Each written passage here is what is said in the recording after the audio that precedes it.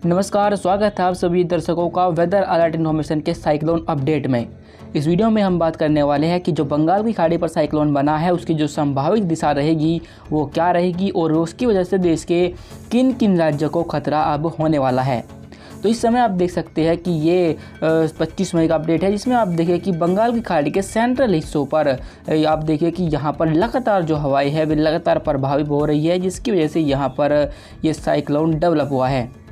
जैसा कि पहले हमने आपको बताया था कि अगले 24 घंटे के दौरान इसकी दिशा का सटीक पूर्वानुमान लग जाएगा और अब इसकी जो संभावनाएं हैं, फिलहाल जो मॉडल दिखाए रहे हैं वे ECMWF का मॉडल, GFS का मॉडल, ये सभी मॉडल इस समय इसकी दिशा बांग्लादेश और साथ ही पूर्वोत्तर भारत की तरफ को दिखा रहे हैं।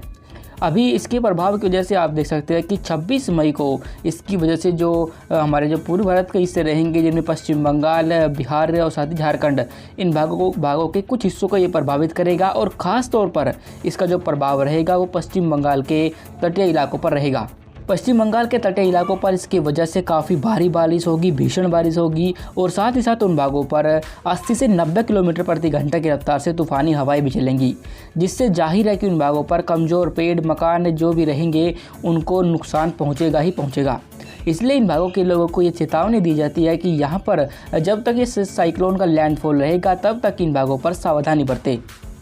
बांग्लादेश में इसका सीधे तौर पर इफेक्ट रहेगा और यहाँ पर लगभग इसके सभी स्थानों पर इसकी वजह से भारी बारिश और भीषण हवाएं जनजीवन को इन भागों पर प्रभावित करेंगी।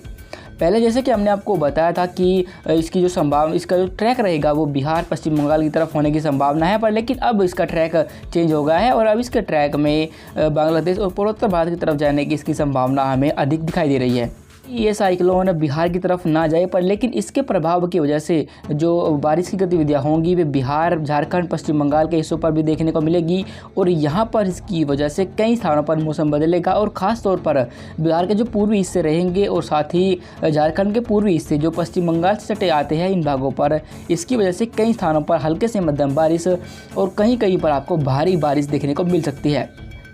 आप देख सकते हैं कि 26 मई की शाम तक इस साइक्लोन के लैंडफॉल करने की संभावना है और लैंडफॉल के दौरान इसकी जो कैटेगरी रहेगी वो लगभग सीवियर साइक्लोन की स्टॉर्म की रहेगी, यानी इसमें जो हवाओं की गति रहेगी वे लगभग 80 से 100 किलोमीटर प्रति घंटे तक रहेगी और हो सकता है कि हवाओं के जो झोंके होते हैं, जो गस्टी विंड होती है, वे 110 किलोमीटर प्रति घंटे तक भी पहुँच जाए और अगर इतनी तेज़ हवाएँ चलती है तो इनसे कमज़ोर मकान पेड़ जो होते हैं वे उनको जाहिर तौर पर उनको नुकसान पहुँचता है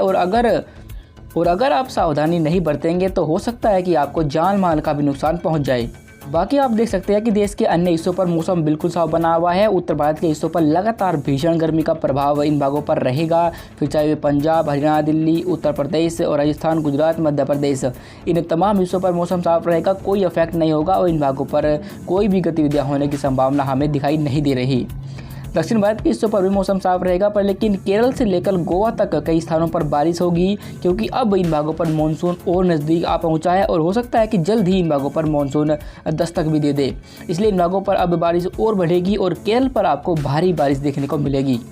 27 मई को इस साइक्लोन की वजह से पूर्वोत्तर भारत के हिस्सों पर बारिश बढ़ेगी और यहाँ पर कई स्थानों पर आपको मध्यम से भारी बारिश देखने को मिलेगी, फिर चाहे वो अरुणाचल प्रदेश हो, असम, मेघालय, मणिपुर, मिजोरम, त्रिपुरा, इन सभी भागों पर कई स्थानों पर मध्यम से भारी बारिश होने और लगभग 60 से 70 किलोमीटर प्रति घंटे की रफ्तार से तूफानी हवाएं भी इन भागों पर चलेगी। 28 मई को भी जो बारिश की गतिविधि सबसे अधिक देखी जाएगी वे पूर्वोत्तर भारत के हिस्सों पर ही होगी, क्योंकि यहाँ पर साइक्लोन अब कमज़ोर हो चुका है और एक निम्न दबाव के क्षेत्र के रूप में इस समय बांग्लादेश को क्रॉस करके ये मेघालय के ऊपर हमें दिखाई दे रहा है। इसलिए इन भागों पर आपको कई स्थानों पर मध्यम से भारी बारिश 28 मई को भी जारी रहने की संभावना हमें दिखाई दे रही है। बाकी देश के अन्य राज्यों पर देखिए, उत्तर भारत में मौसम बिल्कुल साफ बना रहेगा, लगातार गर्म हवाएं भागों पर चलती रहेंगी। मध्य भारत के हिस्सों पर भी कोई हलचल नहीं होगी और यहाँ भी इन्हीं गर्म हवाओं का प्रभाव रहेगा, क्योंकि ये हवाएं पाकिस्तान और बलूचिस्तान की तरफ से आ रही है, जिससे कि इन भागों पर तापमान इतना अधिक पहुँच रहा है। दक्षिण भारत के राज्यों पर गोवा से लेकर केरल तक कई स्थानों पर बारिश जारी रहेगी। बाकी अन्य हिस्सों पर, जिनमें आंध्र कर्नाटक और तमिलनाडु साथ ही आंध्र प्रदेश, इन भागों पर मौसम बिल्कुल साफ रहने की संभावना दिखाई दे रही है। पर लेकिन चूँकि आंध्र प्रदेश पर मॉइस्चर बंगाल की खाड़ी से पहुंचता रहेगा, इसलिए इन भागों पर हो सकता है कि जैसे यहाँ पर तापमान बढ़े तो अचानक गरजने वाले बादल इन भागों पर बन जाए और हल्की बारिश आपको देखने को मिल जाए। बाकी देश के अन्य हिस्सों पर कोई खास इफेक्ट होने की संभावना दिखाई नहीं दे रही, इसलिए इन भागों पर मौसम बिल्कुल साफ बना रहेगा। अभी फ़िलहाल के लिए वेदर अलर्ट इन्फॉर्मेशन में अभी के लिए बस इतना ही। धन्यवाद।